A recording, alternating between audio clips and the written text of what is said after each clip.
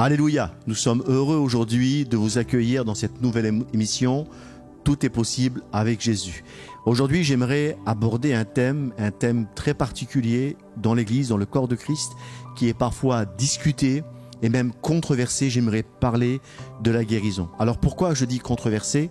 Parce que beaucoup dans le corps de Christ, dans l'Église, sont d'accord que Jésus est venu sur la terre il y a 2000 ans, qu'il a guéri les malades, qu'en mourant à la croix du calvaire, eh bien, il a porté nos péchés.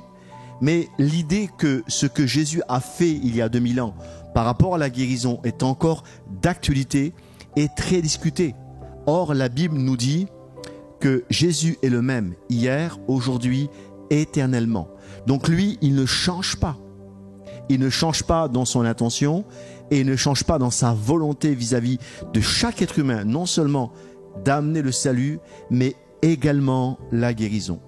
Alors, quel est le but et l'objet de ce message? Je sais qu'il y a une multitude de prédicateurs qui parlent de guérison, qui donnent des témoignages de guérison. Et je dois dire, après plus de 25 ans à être dans le ministère, j'ai vu par la grâce de Dieu de nombreuses fois où Jésus a guéri les malades à travers l'intermédiaire de ministères qui étaient autour de moi. Mais également, j'ai été aussi le moyen par lequel la guérison, le miracle a été véhiculé. Donc l'objectif de ce message, de cet enseignement est tout d'abord que tu puisses recevoir à travers cette parole, à travers cet enseignement, ta guérison. Et quand je parle de guérison ici, je parle quel que soit le type de maladie qui t'a atteint, que ce soit un rhume ou un cancer, quel que soit le type de maladie qui a atteint ton corps, eh bien c'est le plan parfait de Dieu pour ta vie, que tu sois guéri. Et si tu le crois, là où tu es, je t'invite à dire Amen. Ça, c'est le premier objectif. Le deuxième objectif, c'est de balayer les mensonges du diable. Satan a téléchargé des informations qui te disent que tu ne peux pas être guéri pour telle ou telle raison. Et bien souvent, les mensonges que le diable va utiliser sur ta vie pour que tu ne puisses pas être guéri, c'est te montrer des personnes autour de toi ou dans ton église qui n'ont pas été guéries. J'aimerais t'annoncer ici que le standard sur lequel nous devons porter nos regards ne sont pas nos expériences ou nos échecs, mais bien au contraire, le ministère et la vie de Jésus. C'est ce que nous allons voir dans cet enseignement. Et enfin, la troisième raison pour laquelle je fais ce message aujourd'hui, c'est non seulement que tu puisses croire que Dieu veut te guérir et que tu vas être guéri, mais c'est surtout rester et demeurer dans la guérison. Car malheureusement, nous avons vu trop de fois des personnes recevoir un miracle, recevoir une délivrance. Mais parce que l'ennemi va user de ruses, et nous allons voir dans la deuxième partie de ce message. Satan arrive parfois à voler la guérison, le miraculeux dans la vie de certains croyants. Je prie aujourd'hui dans le nom de Jésus qu'à travers cette vidéo, là où tu es peut-être à l'hôpital, peut-être que tu es dans un endroit, dans un lit de souffrance. Je prie au nom de Jésus que tu reçois cette guérison. Et je le crois véritablement que cet enregistrement, là où tu es sur la terre, parce que tu écoutes la parole de Dieu, tu reçois cette guérison. J'aimerais te rassurer, c'est le plan de Dieu pour ta vie, que tu sois guéri. Évangile de Jean, chapitre 8 et verset 32. Jésus va nous dire, vous connaîtrez la vérité. Et c'est cette connaissance de la vérité, va dire Jésus, qui va vous rendre libre. Or, la vérité, bien sûr, c'est que Jésus est venu sur la terre sauver des pécheurs, va dire Paul, dont je suis le premier, va-t-il dire. Mais la volonté de Dieu aussi, parfaite pour tous les hommes, c'est qu'il reçoit la guérison. Bien souvent, nous connaissons Dieu, vous qui êtes croyants, nous qui sommes croyants, nous connaissons Dieu comme le Dieu créateur, n'est-ce pas? La plupart d'entre vous, vous avez soit le catéchisme, l'école du dimanche, ou même peut-être un jour rentré dans une église et vous avez écouté parler de ce Dieu créateur. Et même si ce n'est pas le cas, tu as déjà levé tes yeux au ciel et tu t'es déjà posé cette question. Il y a un Dieu créateur, il y a un être surnaturel qui a fait toutes ces belles choses. Nous connaissons Dieu en tant que Dieu créateur. Mais sais-tu que Dieu n'est pas seulement le créateur, il est aussi le guérisseur. La Bible dit dans le psaume 103 et verset 3, en parlant de Dieu. C'est lui qui pardonne toutes tes iniquités. Et j'aimerais dire quelque chose ici. La plupart d'entre nous qui sommes chrétiens, nous n'avons pas de problème avec ce fait. Oui, Dieu pardonne toutes les iniquités. Mais la suite du verset, il dit qu'il guérit également toutes tes maladies. Est-ce que vous êtes capable d'entendre ça? Il pardonne tes péchés. Alléluia. Et si tu le crois, je t'invite là où tu es à crier un amen. Oui, il pardonne tes iniquités. Mais le texte est clair, la Bible est claire. Et il guérit également toutes tes maladies, petites, grandes. Que ce soit un rhume, que ce soit un cancer, quelle que soit la malformation que tu as, que ce soit une malformation osseuse, génétique, de l'arthrite, une dégénérescence dans tes cellules, au nom de Jésus, c'est dans sa volonté. Il te guérit de toutes les maladies. Il est écrit 138 fois dans le Nouveau Testament que Dieu guérit, le mot guérir, guérison. La maladie n'a jamais été, écoute-moi attentivement, la maladie n'a jamais été le plan de Dieu pour ta vie. Il y a ici une théologie qui a été construite au fil des années et on retrouve malheureusement cette théologie dans l'Église, parmi certains groupes chrétiens qui vont traverser la maladie et on va essayer de rationaliser la maladie comme étant quelque chose qui nous change, qui nous transforme, qui nous rapproche de Dieu. La douleur nous rapproche de Dieu. Parfois, oui, l'épreuve nous rapproche de Dieu. La Bible nous rappelle que nous traversons des épreuves. Et la maladie et la difficulté peut être un moyen pour nous rapprocher de Dieu. Mais ce n'est pas le plan parfait de Dieu que tu demeures dans la maladie. Ce n'a jamais été le plan parfait de Dieu que tu traînes une maladie chronique depuis 10 ans, 5 ans ou 20 ans. Ce n'est pas le plan de Dieu. Ce n'est pas le plan de Dieu que tu termines ta vie dans un lit de souffrance atteint d'un cancer. Ce n'est pas le plan de Dieu. Et si c'est le cas aujourd'hui, toi qui m'écoutes, si c'est le cas aujourd'hui que tu es dans cette condition, j'aimerais te dire et te faire déculpabiliser. Ce n'est pas parce que tu es une mauvaise personne ou un mauvais chrétien. Ce n'est pas parce que Dieu te déteste. Mais simplement, tu as besoin de comprendre que Jésus est paru, la Bible dit, première épître de Jean, chapitre 3 et verset 8, que le Fils de Dieu a paru afin de détruire les œuvres du diable. J'aimerais souligner ici quelque chose de très important. Il parle non pas ici d'une œuvre, mais des œuvres du diable. Et la maladie, parmi tant d'autres œuvres, fait partie de ce qu'il a amené sur la terre. La maladie est une œuvre du diable. Or, Jésus, lorsqu'il meurt à la croix du Calvaire, n'a pas accompli une œuvre à moitié, une œuvre partielle. Lorsque Jésus meurt à la croix du Calvaire, et je le crois, il a accompli une œuvre parfaite, totale. Il a vaincu le péché, il a vaincu la condamnation, il a vaincu le diable, mais également la maladie. Et c'est ce que nous allons voir ensemble dans cette étude, dans ce sujet biblique. Alors je t'invite à rester connecté parce que je te rappelle que l'issue de ce message, c'est de t'amener dans la dimension de la guérison. Il y a malheureusement une vérité qu'on ne doit pas ignorer au sein même de l'Église. C'est que beaucoup, à cause d'une mauvaise compréhension de l'Évangile, d'une compréhension partielle de la vérité, demeurent dans un statut d'immobilité spirituelle et parfois traînent des maladies chroniques. J'ai rencontré au cours de mon ministère combien de personnes qui pourtant aimaient Jésus profondément, étaient même fidèles, fréquentaient l'église, mais malheureusement ces personnes demeuraient dans la maladie. Je ne dis pas qu'ils étaient seulement malades de manière ponctuelle, occasionnelle, mais ils demeuraient dans la maladie.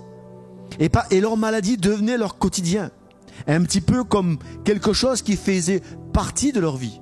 J'aimerais t'annoncer quelque chose de trop important que tu dois vraiment garder dans ton cœur. La maladie ne doit pas faire partie de ta vie.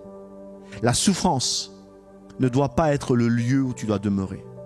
David, écrivant le psaume 23, parlant que Dieu, et soulignant que Dieu était son berger, que Dieu le conduisait dans de verts pâturages, près des eaux paisibles. David va dire, même quand je traverse la vallée de l'ombre de la mort, il est avec moi. David n'oublie pas de souligner que la vallée de l'ombre de la mort n'est jamais l'endroit où il doit demeurer, mais seulement le chemin qu'il doit traverser. J'aimerais t'annoncer, toi qui es malade, toi qui souffres, et quelle que soit ta douleur, je sais ce que c'est d'avoir mal. Je sais ce que c'est d'être dans un lit d'hôpital et de souffrir. Cette maladie ne doit pas être une fatalité sur ta vie, au nom de Jésus. Refuse cette fatalité. J'aimerais te donner ce témoignage avant d'aller plus loin. Il y a de nombreuses années de cela, j'étais en train de travailler et je fais un travail assez spécial. Je travaille sur les toitures. Et alors que j'étais sur un toit, en train de travailler, j'ai fait une chute de ce toit. J'ai fait une chute de 7 mètres. Et j'ai tombé à terre, alors que j'étais attaché, il y a eu un problème avec mon harnais, et je me suis retrouvé à terre, et quand je me suis retrouvé à terre, j'ai perdu connaissance, et quand j'ai ouvert les yeux, il y avait autour de moi les pompiers, les ambulanciers, qui étaient en train de m'ausculter, de m'examiner. Je ne sentais plus mon corps, je ne sentais plus mes bras, ni mes jambes, j'étais complètement dans le brouillard. Et lorsque les pompiers, les médecins ont commencé à me soulever pour me mettre sur le brancard, j'ai senti une douleur traverser tout mon corps, à partir du dos, tout mon corps tout entier. Et lorsque on m'a amené dans l'ambulance, j'oublierai jamais cette infirmière qui était en train de m'ausculter et de me toucher les pieds et me demander si je sentais quelque chose. Et je ne sentais plus rien. Je sentais qu'une douleur dans mon dos, mais je ne sentais pas mes membres inférieurs. Et là, une pensée est venue. Je me dis, je ne vais plus pouvoir marcher. Je me suis cassé quelque chose, je ne pourrai plus marcher. Et j'avais envie de prononcer une parole qui était une parole de malédiction, qui me faisait dire, je suis foutu. Mais au lieu de prononcer cette parole, j'ai commencé à dire, non, la Bible dit, celui qui demeure à l'abri du Très-Haut repose à l'ombre du Tout-Puissant. Je dis à l'Éternel, tu es mon rocher, ma forteresse. Il ne permettra pas que ton pied chancelle. Que 1000 tombent à ma droite, 10 000 à ma gauche, je ne serai pas atteint. Et j'ai répété en boucle, alors que j'étais dans cette ambulance qui m'amenait à l'hôpital, j'ai répété en boucle la parole de Dieu. Et j'ai affirmé sur ma vie que la maladie et la douleur n'étaient pas ma destination au nom de Jésus. J'ai affirmé sur ma vie que l'handicap n'était pas l'endroit où je devais demeurer. Et lorsque je suis arrivé à l'hôpital après examen, on a vu que j'avais que les vertèbres qui étaient cassées et que tôt ou tard j'allais remarcher. Après beaucoup de rééducation, après beaucoup de travail, j'allais me retrouver sur mes jambes. Mais sauf que lorsque Dieu fait une œuvre, il l'accomplit de manière parfaite. Alors que j'étais à l'hôpital, dans mon lit de souffrance, j'ai ordonné à la douleur de partir. J'ai déclaré la guérison, j'ai déclaré l'œuvre parfaite de Golgotha sur ma vie. Par ses meurtrissures, et on va le voir ensemble, je suis complètement guéri de toute maladie. Je me suis levé, j'oublierai jamais cette histoire, je me suis levé ce jour-là, mon épouse était avec moi, elle m'a aidé à me lever, je me suis tenu sur mes jambes, et mes vertèbres étaient complètement réparées. Je viens t'annoncer qu'aujourd'hui, il est possible de recevoir cette guérison dans ton cœur, parce que l'œuvre que Jésus a accomplie à la croix du Calvaire, elle est parfaite. Et si tu le crois, je t'invite à dire Amen. Alors d'où vient la maladie? Pourquoi nous tombons malades? Pourquoi notre corps se détruit? Quelle est la raison de tous les symptômes qui viennent nous attaquer, que ce soit des tumeurs, que ce soit des malformations, des maladies génétiques, des maladies osseuses, des maladies nerveuses? Quelle est la cause? La Bible dit ceci, la Bible donne des réponses. Romains chapitre 3 et verset 12, c'est pourquoi, comme par un seul homme, le péché est entré dans le monde. Et nous connaissons tous cette histoire tragique de Genèse chapitre 3, de la désobéissance première d'Adam et de Ève. Et par le péché, la mort. Et qu'ainsi la mort s'est étendue sur tous les hommes, parce que tous les hommes sont pécheurs. Vous vous souvenez, il y a quelques années, que ce soit en France ou dans le monde entier, le monde vivait sous la peur du Covid, une contagion, une maladie, un virus qui se transmettait au contact des gens. Des gens sont morts, des gens sont tombés malades, des gens ont gardé des symptômes. Et on avait peur du Covid. Or, le péché et les conséquences du péché sont pires que tous les virus qui ont circulé sur la terre. Pourquoi? Parce que quel que soit l'endroit dans lequel tu nais, la Bible dit que nous sommes nés dans le péché. Et par ce péché, nous sommes atteints également par la maladie. Le péché nous rend malades. La désobéissance nous rend malades. Le péché a atteint le corps de tous les hommes. Mais la volonté de Dieu pour toi, aujourd'hui, c'est que tu sois guéri. Et si tu le crois, tu dis Amen. Amen. Quand je lis la parole de Dieu, je me rends compte que dès le début de la Bible, c'est la volonté, c'est l'intention de Dieu de guérir les gens. La première fois où il est question de guérison, il est question d'un homme qui s'appelle Abimelech. Vous trouvez cette histoire dans le livre de la Genèse au chapitre 20. La première fois où on a prié pour quelqu'un pour qu'il puisse recevoir la guérison, c'est ce roi, Abimelech. Qui était Abimelech? Qu'a-t-il fait pour tomber malade? La Bible dit que ce roi va prendre la femme d'Abraham. Il va voler un homme de Dieu. Et parce qu'il va voler un homme de Dieu, la Bible dit qu'il va y avoir des conséquences, non pas sur lui-même premièrement, mais sur son épouse, sur ses servantes et toutes les femmes de son royaume. La Bible dit que à cause de sa désobéissance, parce qu'il a enfreint le commandement, la Bible dit que la maladie, la malédiction de la maladie est venue frapper son foyer, de sorte que les femmes devenaient stériles. Plus personne ne pouvait enfanter. Et aujourd'hui, peut-être que je parle à une femme et tu m'écoutes. Tu as consulté énormément de médecins, énormément de docteurs, de spécialistes sur la fécondité et tu ne peux pas avoir d'enfant. Peut-être qu'on a parlé sur ton corps et on t'a dit, eh bien ton corps est complètement détruit à l'intérieur. C'est impossible que tu aies un enfant. Et j'aimerais t'annoncer cette parole. Le Dieu créateur, écoute-moi, le Dieu créateur est capable et a même, au-delà de cette capacité, l'intention. C'est son désir parfait pour ta vie parce qu'il t'aime. De recréer en toi même des organes qui sont détruits. Et dans cette histoire, Abimelech était quelqu'un qui avait désobéi.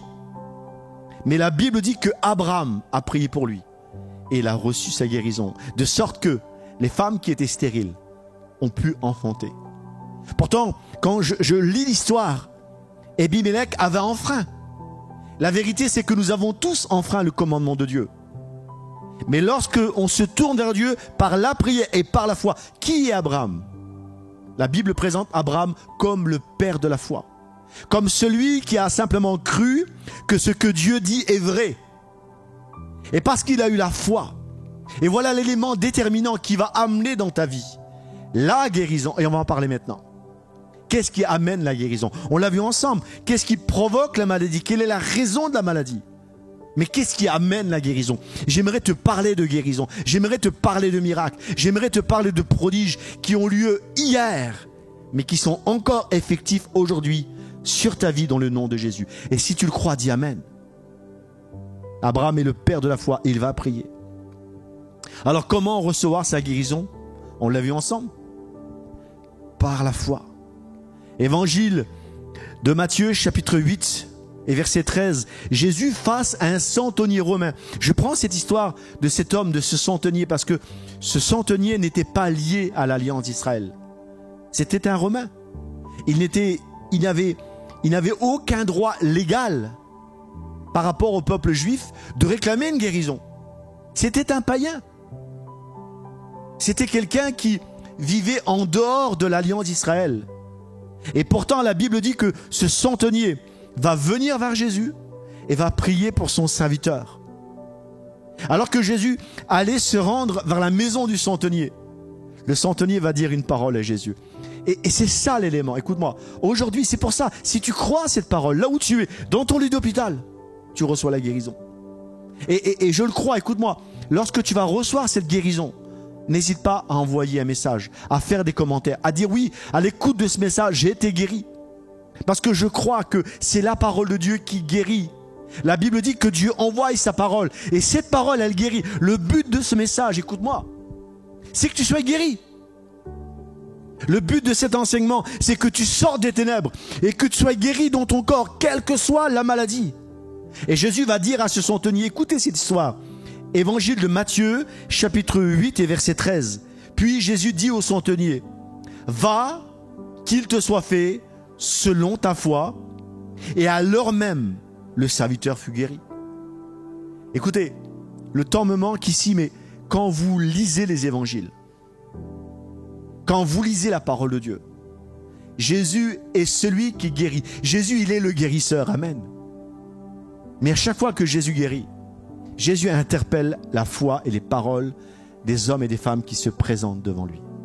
À chaque fois, vous trouverez ces mots, qu'il te soit fait selon ta foi, qu'il te soit fait selon ce que tu crois, qu'il te soit fait selon ce que tu dis. En fait, Jésus est en train ici de nous dire ce qui va déployer la guérison qui vient de moi. Ce qui va activer cette guérison, ce miraculeux. C'est ta foi.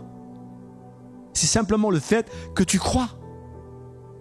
Alors, j'entends quelqu'un ici me dire en commentaire, oui mais pasteur, je souffre dans mon corps. On m'a posé un diagnostic et je vois la maladie devant moi. Aujourd'hui, avec les radios, les IRM, on voit la maladie. On voit la forme de la maladie. On sent la douleur. J'aimerais te dire, la foi, elle ne vient pas de ce que tu ressens. Elle ne vient pas de ce que tu vois. La Bible dit, si tu crois, tu verras. Le problème que nous avons dans notre société tellement cartésienne et bien pensante, c'est que nous voulons souvent mettre le focus justement sur ce que nous voyons.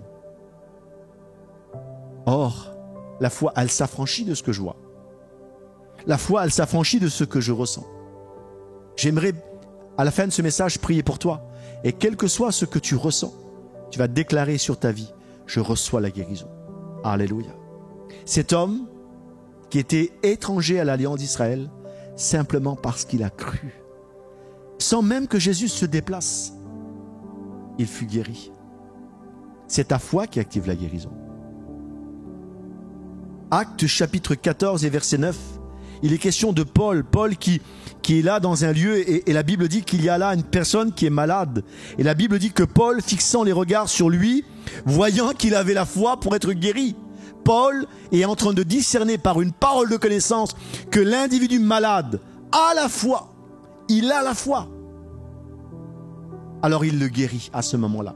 Et en fait, on se rend compte que ce n'est pas Paul qui le guérit. Paul n'est que le véhicule qui amène. Mais celui qui reçoit, c'est celui-même qui active la guérison. Je prie au nom de Jésus que là où tu es, tu actives la guérison. Et si tu le crois, dis Amen. Au nom de Jésus, là où tu es, tu actives la guérison. Aux paroles qui sortent de ma bouche, simplement parce que tu crois que ce que Dieu dit est vrai. Au nom de Jésus, reçois. Alors je reçois par la foi. Et il y a une multitude de versets dans les évangiles. Et je t'invite à lire la parole de Dieu, à revenir à la parole de Dieu. Mais comment aussi je peux recevoir la guérison? Tu peux recevoir la guérison également par l'onction. Parce que parfois, on a des personnes en face de nous qui sont tellement détruites. Le diable les a tellement démolis. Je pense à cet homme dans l'évangile de Jean qui est à la piscine de Bethsaïda, qui est là depuis de nombreuses années. Lorsque Jésus vient au bord de la piscine pour le guérir, Jésus pose cette question à cet homme, veux-tu être guéri? Et la réponse de cet homme est tellement tragique. Je n'ai personne. Parfois, il y a des personnes qui m'écoutent ici et leur vie a tellement été démolie qu'il n'y a comme plus rien autour d'eux pour s'accrocher. La Bible dit qu'à cet instant-là, Jésus va guérir cet homme. Il va se relever et il va marcher. L'onction qui est présente. Parfois, lorsque tu vas dans une église ou quand tu rencontres un homme d'onction ou que tu écoutes une parole pleine d'onction, la Bible dit que l'ombre de Pierre guérissait les malades. L'onction qui est quelque part agite le monde spirituel. L'onction qui sort de ma bouche maintenant, au nom de Jésus, va directement sur ta maladie pour arracher cette maladie. L'onction.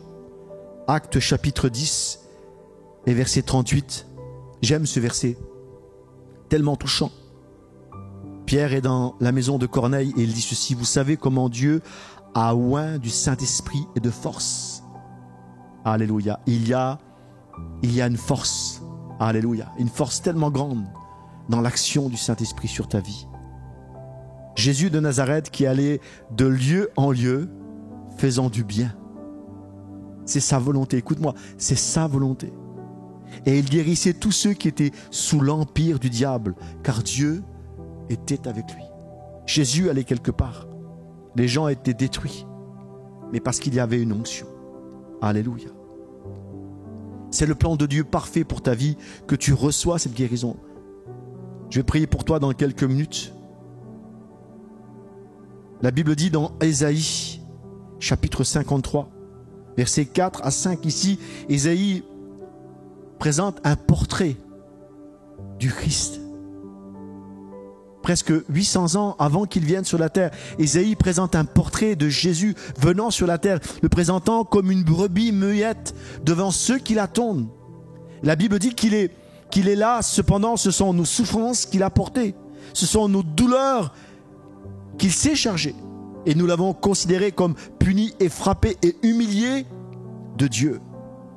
Et tout le monde est unanime ici que Isaïe est en train de voir une image de la croix. Et cette image de la croix annonce la rédemption et le pardon des péchés. Mais au verset 5, il dit ceci: mais il était blessé pour nos péchés, brisé pour nos iniquités. Le châtiment qui nous donne la paix est tombé sur lui. Et la plupart d'entre nous, nous sommes d'accord avec cette réalité que oui, Jésus est mort à la croix du Calvaire pour nos péchés. Mais la Bible dit, par ses meurtrissures, nous sommes guéris.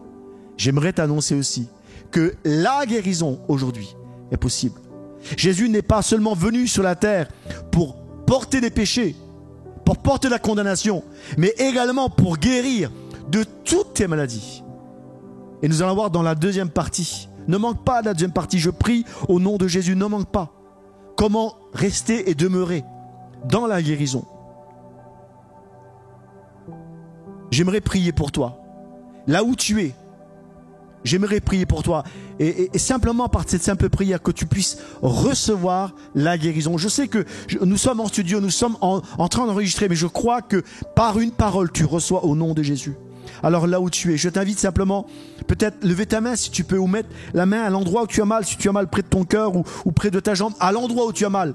Et je prie pour toi, Seigneur Jésus, je prie pour cet homme, cette femme là où il est maintenant. Qu'il reçoit, qu'elle reçoit. Seigneur, à cause de l'œuvre parfaite de la croix, Seigneur. Seigneur, la guérison dans son corps. Seigneur, par tes meurtrissures, nous sommes guéris. Au nom de Jésus, j'appelle sur lui, j'appelle sur elle la guérison complète. C'est dans ta volonté. C'est dans ton plan, Seigneur, que cet homme, cette femme soit complètement guéri dans le nom de Jésus. Seigneur, je te remercie, Seigneur Dieu, pour la guérison. Je te remercie, Seigneur, pour le miraculeux. Je te remercie, Seigneur, parce que des hommes et des femmes, Seigneur, à l'écoute de ce message, à cause de ton amour, à cause de l'œuvre parfaite que tu as accomplie, reçois la guérison. Reçois la guérison dans le nom de Jésus.